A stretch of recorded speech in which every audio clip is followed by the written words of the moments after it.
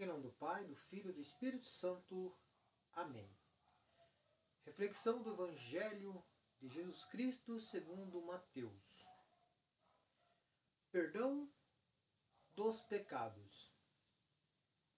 Se teu irmão tiver pecado contra ti, vai, repreendeu entre ti e ele somente. Se te ouvir, terás ganho o teu irmão. Se não te escutar, toma contigo uma ou duas pessoas, a fim de que toda a questão se resolva pela decisão de duas ou três testemunhas. Se recusar ouvi-los, dizei à igreja, e se recusar ouvir também a igreja, seja ele para ti como um pagão e um republicano. Em verdade vos digo, tudo o que ligardes na terra será ligado no céu, e tudo que desligardes sobre a terra será desligado no céu.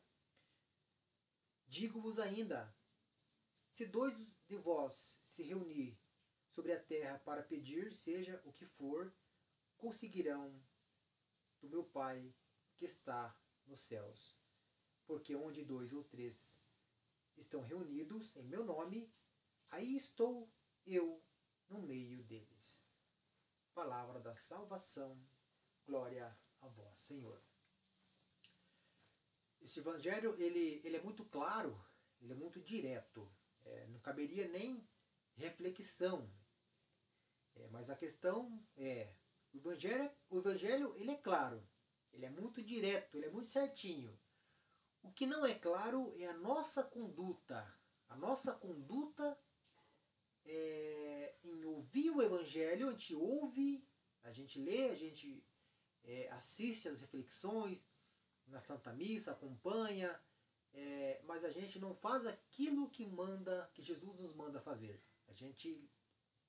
O Evangelho é muito claro, mas a nossa conduta como cristão que não é clara.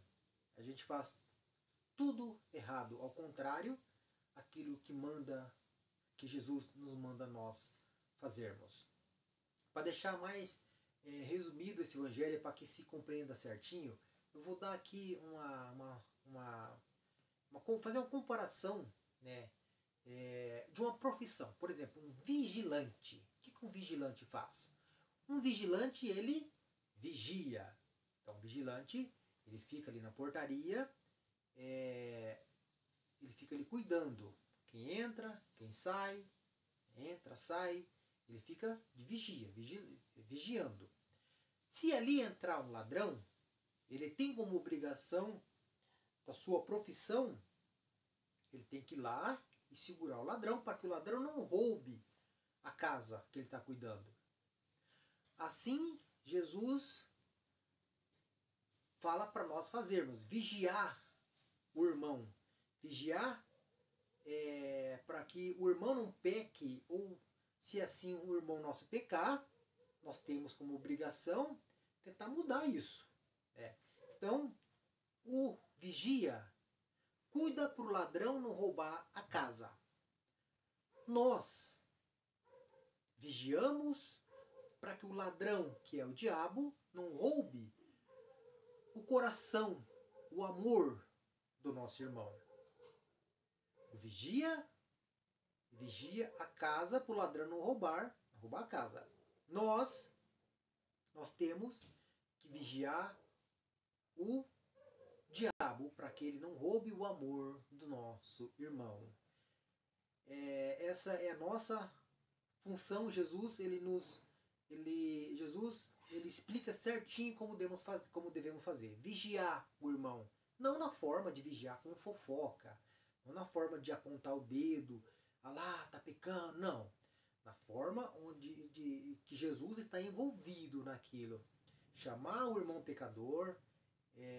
Conversar com calma. Jesus tem que estar ali incorporado espiritualmente. Falar com calma, com paciência. Sem escândalo. Falar com calma, com paciência. Porque o pecado do irmão, ele pode tornar o seu pecado se você fizer vistas grossas.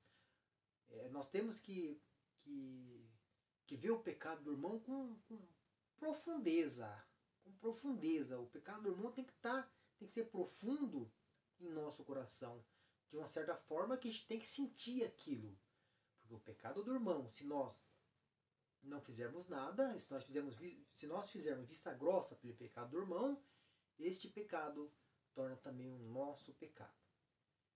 E Jesus, ele nos explica como fazer. Né? Conversa com ele. Primeiro conversa só você e ele. Com calma, você e ele. Chama ele para conversa. Isso é uma questão de cristão, de evangelizar, transformar o irmão em comunidade, aquele irmão que está perdido, tentar mudar o irmão. Não ficar, não tentar julgar. O que mais nós fazemos é julgar. O irmão está perdido, o que a gente faz? Logo xinga, aquele noiado, aquele drogado, né?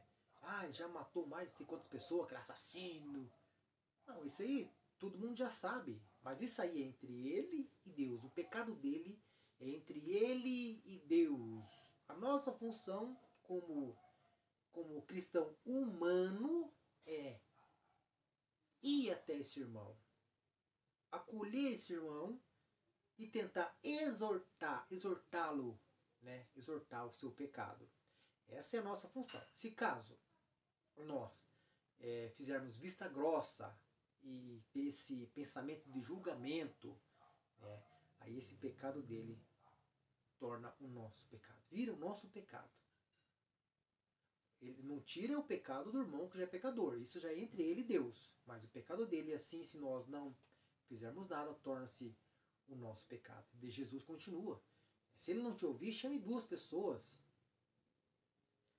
Essa é uma questão mas com calma, né? 2 pessoas ou 3, sem escândalo. Se não ouvir, leva para a igreja. Vai para a igreja. Fala com o padre. Né? Com muita calma, com serenidade.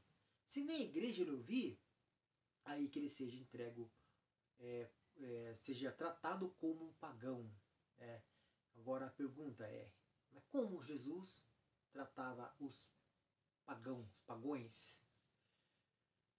Jesus lavava as mãos? Não, já não tem mais jeito. Já conversei, vamos para lá, vamos para cá. O que Jesus fazia? Jesus colocava no paredão e metralhava, lavava as mãos, não tem mais jeito, deixa que vá para o inferno. O que Jesus fazia com os pagãos?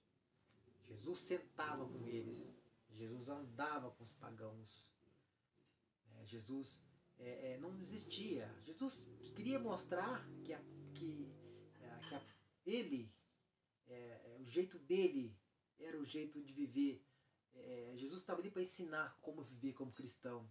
Então Jesus ficava do lado dele. Jesus não abandonava, não. Já que está lá, que vá para o inferno. Então não.